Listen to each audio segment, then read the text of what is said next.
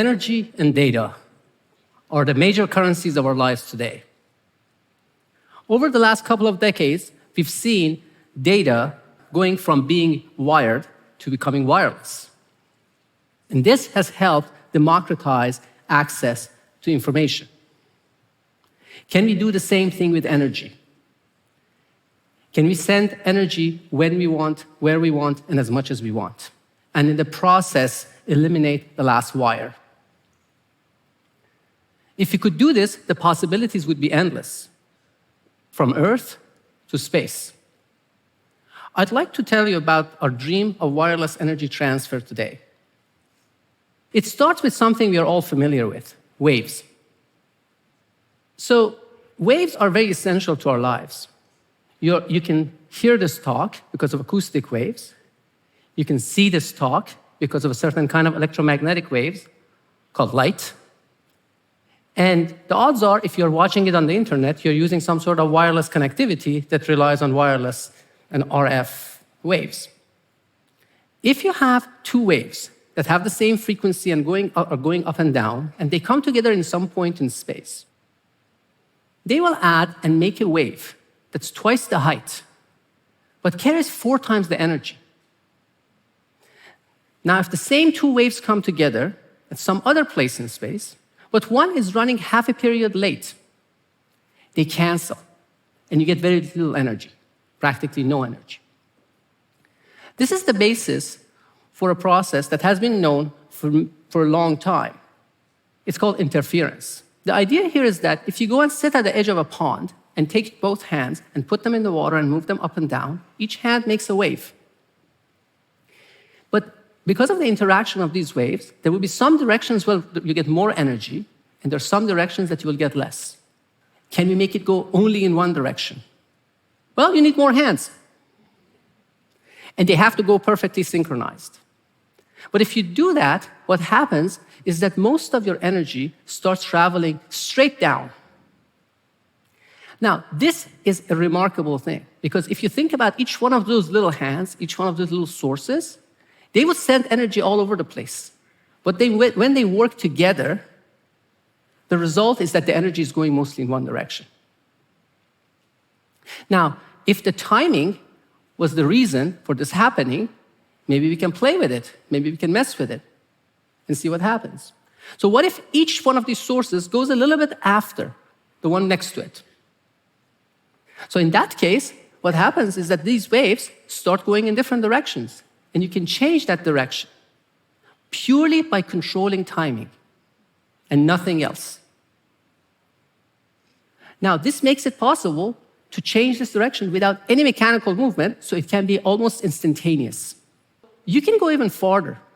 You can think about creating a magnifying glass, a focusing system, where you can actually send the energy, most of it, close to 90% of it, in one focal point. But again, since you're controlling the timing, you can create different focal points and you can send it to them. And this is the basis for wireless energy transfer. It's as if you have an army of ants that are working in perfect synchronization. And each one of them contributes a little bit of energy, but as a whole, they send it to the right place. Now, obviously, here, timing is everything, like life and comedy. Okay.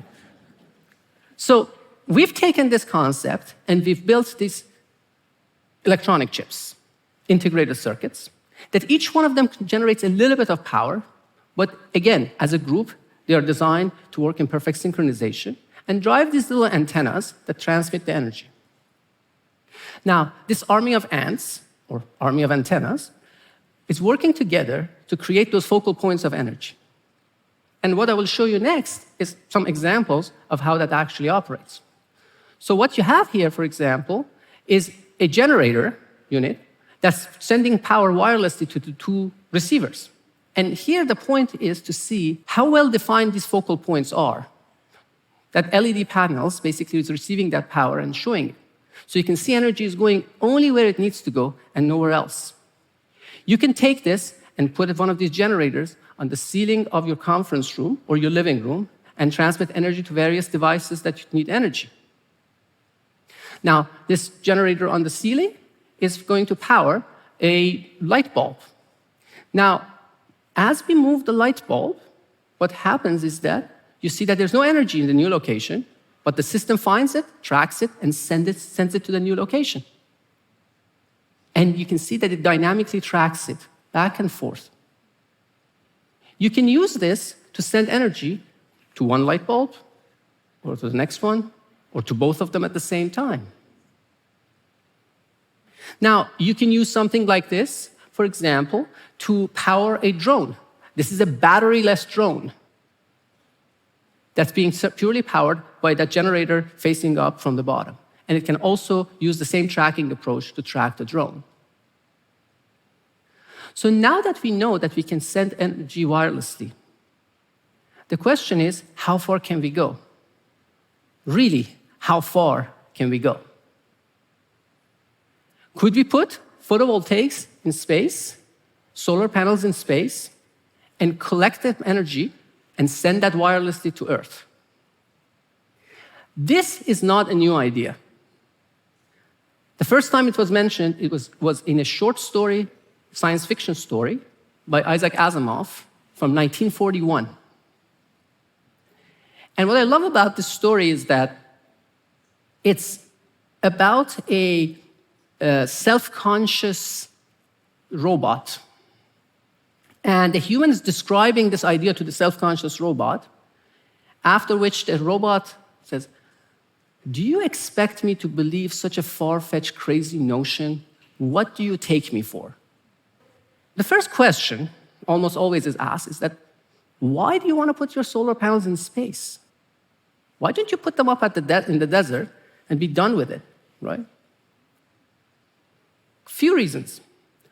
First is that in space, you get about 8 times more energy because you don't have day and night, you don't have clouds, you don't have seasons, and you don't have the atmospheric absorption. Also, now that you have this ability to send that energy where you want and when you want dynamically, you can imagine that you have dispatchable power. On top of that, it's an always available power. This can be used for a place, for example, let's say an island hit by a hurricane where there's no power. Or a city in war zone where the power infrastructure is being constantly attacked. You can think about using this to send power to a remote village in sub-Saharan Africa where there is no infrastructure for power transmission, and that way democratize the access to energy. Or send it somewhere above the Arctic Circle. So all of these things are great, but the question is, if it has been known for such a long time and it's such a great thing, why hasn't it been done so far? The main reason is that the way it has been envisioned before, they've been thinking about it as a big elephant. They've been thinking about putting big solar panels in space, collecting the power, generating a lot of energy, and then putting into a massive parabolic dish antenna and sending it to a fixed location on Earth. Sending things to space is expensive. You pay dollars, and that's plural, per gram. The other problem is that even if you could afford it, assembly of something like this in space is still beyond the capabilities that we have today. So we came up with a very different approach where we took our generators and turned them into flexible fabric-like structures. We are utilizing the amazing power of electronics, integrated electronics, and the flexible electronics to make these very lightweight, flexible fabric-like structures that you can roll and pack. And this allows you to have these satellites packed for launch and deployed in space, where each one of these units would be about several tens of meters on the side, and then you can pack a whole bunch of them and create a constellation of them that flies in space and forms your power station to send green energy to Earth. This will be flying in formation around the Earth. Obviously, this is not the size of the planet because we're talking about a kilometer across for the whole constellation, and the planet is a little bit larger than a kilometer. We've been developing, as a proof of concept, technology demonstrator, and this is called MAPLE, which demonstrates the power of flexible structures and electronic circuitry to generate and transmit power in space. We integrated that with 2 other technology demonstrators for deployable structures and photovoltaics that were developed by 3 teams led by myself and 2 of my colleagues. And we integrated into a satellite that was launched recently. And the purpose of this experiment has been to demonstrate the power transfer, wireless power transfer in space. Now, that brings me back to the promise of wireless energy transfer and what it could mean for us. I believe this technology is too compelling to go away. And I believe it's bound to appear in our lives in one form or another. And that is something to look forward to. Thank you.